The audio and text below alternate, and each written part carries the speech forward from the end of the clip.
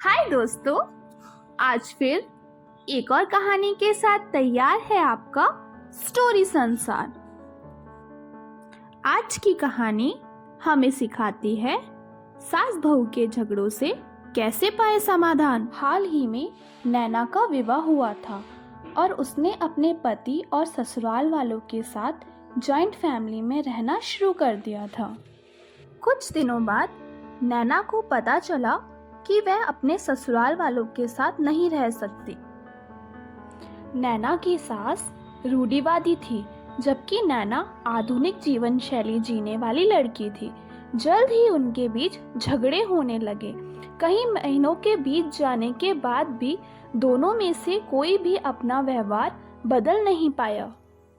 समय के साथ साथ नैना और उसकी सास के झगड़े बढ़ने लगे और नैना अपनी सास से नफरत करने लगी।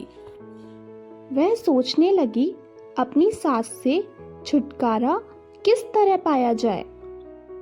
एक बार हमेशा की तरह जब उसने अपनी सास से झगड़ा किया और उसके पति ने माँ का साइड लिया तो नैना बहुत गुस्सा हो गई और वह अपने मायके चली गई।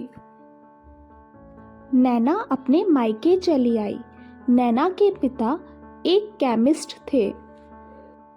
नैना बहुत तेज अपने पिता के सामने रोने लगी। उसने अपने पिता को अपनी सास की सारी बातें बताई और अपने पिता को कहा उसे कुछ जहर लाके दे दे ताकि वह अपने सास के खाने में मिलाकर उससे छुटकारा पा सके, नहीं तो वह अपने पति के घर वापस नहीं जा पाएगी। नैना के पिता को यह सब जानकर काफी दुख हुआ और उन्होंने अपनी बेटी से कहा, अगर तुम अपनी सास को जहर देती हो तो तुम और मैं दोनों जेल जाएंगे। ऐसा करना ठीक नहीं है। लेकिन नैना सुनने और समझने की हालत में नहीं थी। आखिरकार उसके पिता ने कहा, ठीक है, जैसा तुम चाहती हो वैसा ही होगा, लेकिन मैं तुम्हें जेल में नहीं देखना चाहता हूँ। नैना के पिता ने नैना को एक पाउडर दिया और कहा, हर दिन जब तुम दोपहर का रात का भोजन करते हो तो इसे अपनी सास के खाने में मिला देना। इससे वह धीरे धीरे कुछ महीनों में मर जाएगी और लोग सोचेंगे वह प्राकृतिक रूप से मरी है।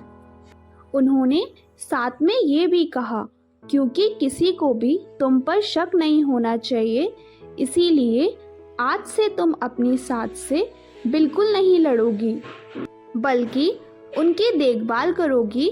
चाहे वह गुस्से में कुछ भी कहे, तुम शांत ही रहोगी। नैना उनकी बात से सहमत हो गई और अपने ससुराल चली गई और पिता के सलाह के अनुसार नैना ने अपने सास के खाने में पाउडर मिलाना शुरू कर दिया और बड़े ही प्यार के साथ बात करना शुरू कर दिया। समय बीतने के साथ साथ नैना की सास का नेचर भी बदलना शुरू हो गया, क्योंकि नैना अब अपनी सास की बहुत देखभाल करने लगी थी। इसीलिए नैना की सास भी उसके प्रति विनम्र होने लगी। 5 महीने बीत गए और नैना खाने में पाउडर मिक्स कर रही थी, लेकिन अब घर का वातावरण बदल गया था। कोई झगड़े नहीं थे, दोनों एक दूसरे की तारीफ करते। अब ऐसा लगता था जैसे मानो दोनों का रिश्ता माँ बेटी का रिश्ता हो। अब नैना को इस चीज की चिंता होने लगी कि पाउडर की वजह से उसकी सास जल्द ही मर सकती है। वह अपने पिता के घर गई और उनसे कहा, पिताजी, कृपा कर मुझे उस जहरीले पाउडर के प्रभाव को ठीक करने के लिए इलाज बताएं। मैं अपनी सास को खोना नहीं चाहती, वह मेरी माँ की तरह है। मैं उनसे बहुत प्यार करती हूँ। उसके पिता मुस्कुराए और कहा, कौन सा जहर? मैंने तुम्हें बस एक स्वीटनर दिया था। नैना हैरान थी। उसने पूछा, पिताजी, आपने ऐसा क्यों किया? पिता ने कहा, बेटा, अगर तुम किसी दूसरे इंसान से प्यार चाहते हो तो तुम्हें भी उसे प्यार देना होगा। रिश्ते एक गाड़ी की तरह होते हैं और हम उन पर लगे पहियों की तरह।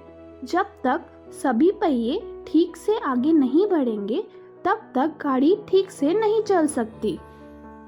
इसी बात का एहसास दिलाने के लिए मैंने ऐसा किया और तुम्हें अपनी सास के प्रति नम्र रहने को कहा।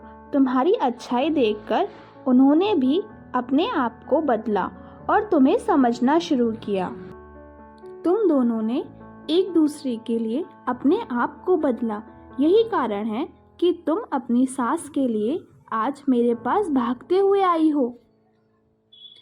नैना अपने पिता की बात समझ चुकी है और आप मॉरल ऑफ द स्टोरी, सास बहू के झगड़ों का समाधान। हर इंसान अपनी परिस्थितियों का शिकार होता है। यह अक्सर कई मतभेदों को जन्म दे सकता है।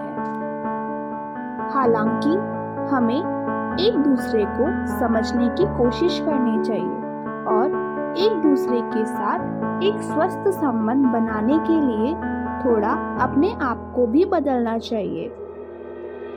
और जब इस तरह के मतभेद रिश्तों के बीच में उठते हैं तो उनके प्रियजनों का कर्तव्य है कि वे उन्हें शांत रखें और सही रास्ते की ओर मार्गदर्शन करें।